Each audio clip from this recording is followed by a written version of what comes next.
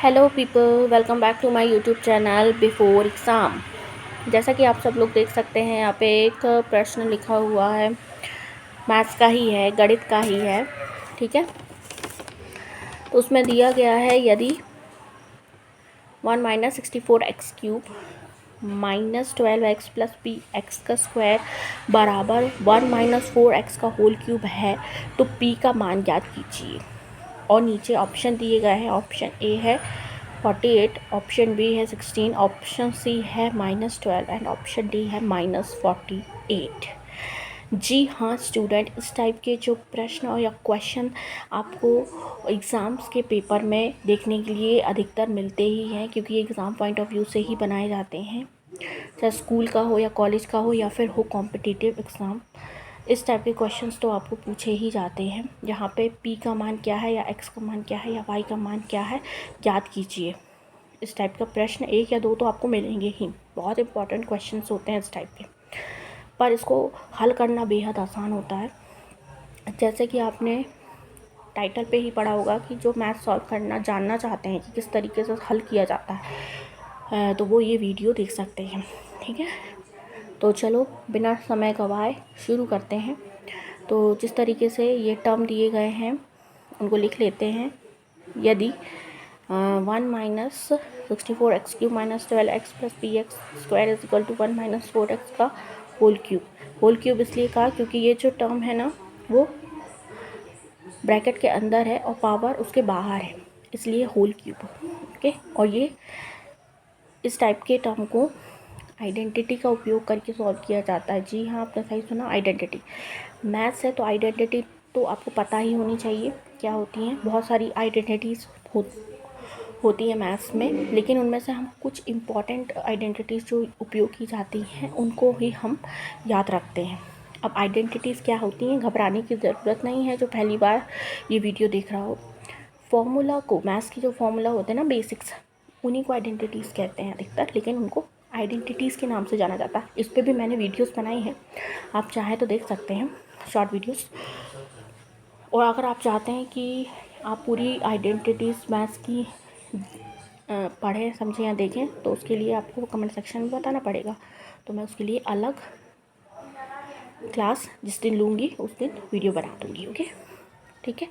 तो जैसे कि आप लोग ने 7th क्लास में आपका आइडेंटिटी से सबसे पहले आपका पाला पड़ा होगा a+b² जी हाँ, आजकल a+b² बहुत पॉपुलर होते जा रहा है आइडेंटिटीज़ में। ये तो बहुत बहुत बहुत ही इम्पोर्टेंट आइडेंटिटीज़ है a+b² आइडेंटिटीज़, क्योंकि ये अधिकतर हर क्वेश्चन में सॉल्व करने के काम आती है। ठीक है, जिसकी आइडेंटिटी होती है a² + b² + ab। बहुत इजी होती है, आपको याद ही रहनी चाहिए। पर यहाँ पे तो स्क्वायर है ही नहीं, यहाँ पे तो है क्यूब, तो अब वो अप्लाई नहीं हो सकते। इसके लिए दूसरी आइडेंटिटी बनाई गई है, वो बनाई गई है a - b²। जी हाँ, a - b²। तो a - b² क्या होता है, a³ - b³ - 3ab और ब्रैकेट के अंदर a - b। एक्चुअली इसको कई तरीके से लिखा और पढ़ा जा सकता है a - b² का, लेकिन क्योंकि हमें ये क्वेश्चन सॉल्व करना है तो हम इसको इसी के ढंग से लिखेंगे। तो ये प्रश्न सॉल्व करने के पहले हमें पूरा प्रश्न नहीं लेना है, सिर्फ थोड़ा सा हिस्सा लेंगे, ये वाला टर्म। ठीक है, इसको हम हल करेंगे और फिर इसके साथ हम इसको कंपेयर करेंगे, इसकी इक्वालिटी के सामने, इसको इक्वल के सामने रखेंगे। तो पहले हम 1 - 4x होल क्यूब उठाते हैं हल करने के लिए, देखते हैं क्या आता है। ठीक है, 1 - 4x का होल क्यूब ये हमें निकालना है। ठीक है, तो इसमें हम निकालेंगे, लेकिन उससे पहले हम आइडेंटिटी तो लिख लें। a - b² होता है a³ - b³ -3ab और a - b। सॉल्व करने से पहले एक बात कहना चाहेंगे कि ये जो मैंने लिखा है ना आइडेंटिटी, ये बहुत इंपॉर्टेंट होती है, इसको आपको मेमोराइज याद करना है, बाय हार्ट करना है, क्योंकि अगर आपने इसमें से एक साइन भी गलत लग दिया ना तो आपका जो प्रश्न है ना पूरा पूरा उसका वो उत्तर गलत ही आएगा, कभी सही आ ही नहीं सकता, क्योंकि ये पूरा क्वेश्चन सिर्फ आइडेंटिटी के ऊपर ही बना हुआ है, आइडेंटिटी के ऊपर ही बेस्ड है।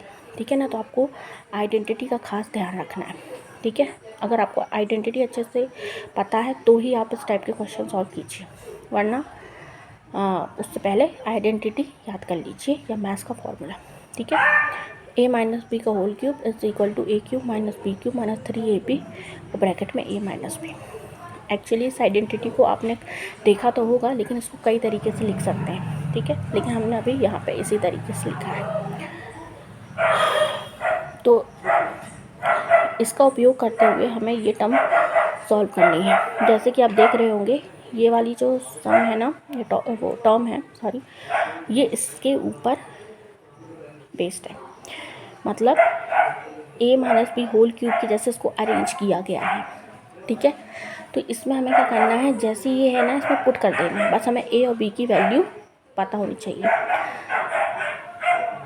a और b की वैल्यू हम कैसे निकालेंगे, इसमें से निकालेंगे, लेकिन बहुत सारे बच्चे पहले गलत पुट कर देते हैं, बोलते हैं कि यार मैम, बोलते हैं कि मैम हमने इसमें b की वैल्यू -4 ले ली, हमारा आंसर नहीं आ रहा, तो -4 लेनी भी नहीं है ना, लेनी तो 4 है, तो आंसर कहाँ से आएगा।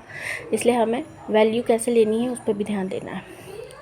ठीक है, तो इसमें से जो है ना, a जो है वो 1 होगा और ये जो b है वो होगा 4x।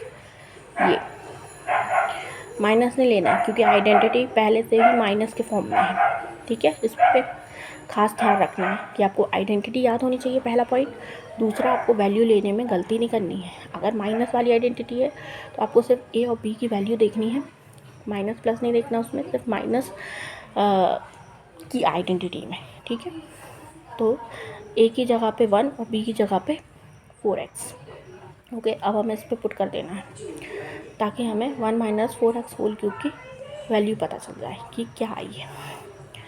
तो जैसे ही हम इसमें पुट करेंगे तो a की जगह, इसकी जगह पे ये लिख लेंगे। ओके, a की जगह पे हमने 1 का क्यूब लिख लिया, इसकी जगह पे 4x का क्यूब लिख लिया, फिर यहाँ 1 लिख लिया और यहाँ पे 4x का क्यूब लिख लिया, फिर -3, a की जगह पे 1,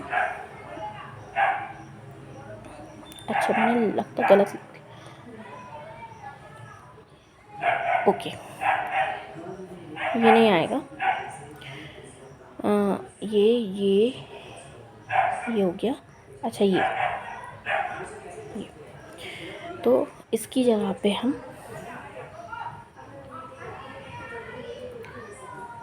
1 माइनस 4x लिख देंगे। ठीक है, a माइनस बी की जगह पे। तो जैसे ही हमने लिखा, ये गलती से हो गया, 1 माइनस 4x का whole cube is equal to, अब 1 का क्यूब क्या होता है, 1 का क्यूब तो 1 होता है, 1 को कितने भी बार 1 से ही मल्टीप्लाई करेंगे, गुणा करेंगे, तो उसका जो उत्तर है 1 ही आएगा।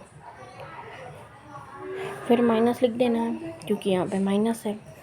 अब 4x का क्यूब है, तो 4x का क्यूब क्या होता है, 4 को 3 बार मल्टीप्लाई करना है, 4 इंटू 4 16 और 16 इंटू 4 64।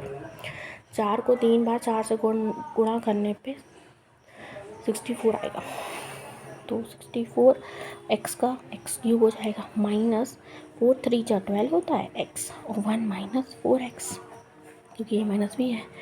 ठीक है, अब आगे देखते हैं। इतना करने के बाद हमें 1 माइनस 64x क्यूब माइनस इसका मल्टीप्लाई इससे करेंगे तो 12x आएगा, और माइनस इंटू माइनस प्लस होता है। ठीक है, x का x के साथ मल्टीप्लाई करेंगे तो स्क्वायर आएगा, और 12 का 4 से करेंगे तो 4 2 सा 8, 4 1 जा 4, मल्टीप्लाई करना है, गुणा करना है, तो ये आएगा। ठीक है, तो हमें मिल गई 1 माइनस 4x होल क्यूब की वैल्यू, ये मिल गई। अब क्योंकि हमें 1 माइनस 4x का होल क्यूब की वैल्यू मिल गई, हमें सॉल्व कर ली आइडेंटिटी का उपयोग करके, तो हम अभी हमारा पूरा प्रश्न हल नहीं हुआ है, ये सिर्फ 50% हुआ है। क्योंकि हमने आधी ही टर्म ली थी हल करने के लिए, याद हो अगर आपको ये वाली, तो ये आ गई। अभी ये तो बाकी ही है ना, इसके साथ करते हैं 1 माइनस 60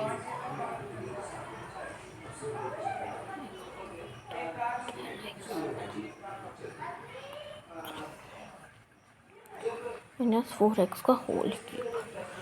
ठीक है, हाँ, तो ये दी गई है हमें प्रश्न, ये 1 minus 64x cube minus 12x plus bx का square equal to 1 minus 4x cube. अब 1 माइनस 4x क्यूब की जो वैल्यू है हमने ऊपर निकाल ली है, उसको यहाँ पे लिख देना, इसकी जगह पे वैल्यू पुट कर दे रही है। फिर देखते हैं क्या होता है।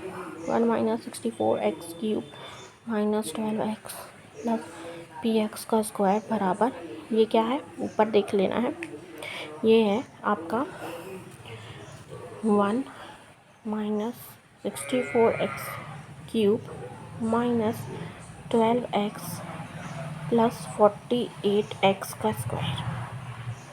ठीक है, ये है। अब हमें ये दोनों को क्या करना है, ये दोनों को हमें करना है कंपेयर। ठीक है, अब हम इसको कंपेयर करेंगे तो जो सेम और ऑपोजिट टर्म होगी वो कैंसिल हो जाएगी। ठीक है, तो आप इस इक्वेशन को यहाँ भी ले जा सकते हैं या इस इक्वेशन को यहाँ भी ला सकते हैं, वो आपके ऊपर है। ठीक है, कि आप कैसे लाना चाहते हैं। तो देखिए 1 minus 64x cube minus 12x plus bx square है। अब ये वाली जो वैल्यू है ना, अगर हम इसको बराबर के लेफ़्ट हैंड साइड लेके आएंगे ना, तो उसका जो साइन है ना सामने का, वो बदल जाएगा। इतना पता होगा आप में सबको, या ना पता हो तो मैं बता दूँ, ये रूल होता है कि अगर बराबर ये जो इक्वल है ना, इसके साइड कोई भी टर्म जाता है ना, तो वो जो साइन है होता है उसकी चेंज हो जाता है। अगर प्लस है तो माइनस हो जाएगा, और माइनस तो प्लस हो जाएगा। तो जैसे ये 1 के सामने प्लस का साइन होता है हमेशा, या दिखे या ना दिखे, होता है प्लस ही है। तो ये हो जाएगा -1 यहाँ पे आते ही, और ये -64 हो जाएगा आपका +64x क्यूब। ठीक है, तो यहाँ पे बचेगा क्या, बचेगा -12x प्लस 48x स्क्वायर इस साइड। अब देखिए आप, ये जो +64 है और ये है, ये तो कैंसिल हो जाएंगे, क्योंकि जो ऑपोजिट साइन होते हैं ना वो आपस में कैंसिल हो जाते हैं। 1 - 1 0, और 64x क्यूब में से 64 जाएगा तो ये भी 0 हो जाएगा। तो यहाँ पे तो सिर्फ -12x plus bx square is equal to, यहाँ पे -12x प्लस 48 का x स्क्वायर बचेगा। अब ये वाली चीज़ और ये वाली चीज़ भी कैंसिल ही हो जाएगी। क्यों, क्योंकि माइनस माइनस कैंसिल हो जाता है। अगर ये वाली चीज़ यहाँ चली गई या यहाँ आ गई तो उसका जो साइन है सामने का चेंज हो जाएगा, ये प्लस हो जाएगा। तो 12x में से 12x जाएगा, हट जाएगा। तो px square is equal to 48x square. अब x स्क्वायर से कैंसिल हो जाएगा, तो जो p की वैल्यू है वो 48 आएगी। और p की ही वैल्यू तो हमें ज्ञात करनी थी मान, तो वैल्यू क्या आ गई 48। ठीक है, ऑप्शन में 48 है क्या, हाँ 48 भी है, -48 है, तो 48 आंसर है इसका। तो है ना, बहुत आसान तरीका p का मान ज्ञात करने के लिए। लेकिन इसमें सबसे ज़्यादा महत्वपूर्ण अगर किसी चीज़ ने रोल प्ले किया है तो वो है आइडेंटिटी। मैथ्स की आइडेंटिटी बहुत इम्पॉर्टेंट है, उसको आपको याद करना पड़ेगा। a - b whole cube equal a cube - b cube -3a square b plus 3ab का स्क्वायर, क्योंकि माइनस माइनस प्लस हो जाता है। तो अगर आपको आइडेंटिटी और मैथ्स का फॉर्मूला ये याद हो जाए तो आप इस टाइप के प्रश्न हल कर सकते हैं आसानी से। आज के लिए इतना ही। अगर आप इस टाइप की वीडियो और देखना और सीखना चाहते हैं तो चैनल को लाइक, सब्सक्राइब और शेयर कर दीजिएगा।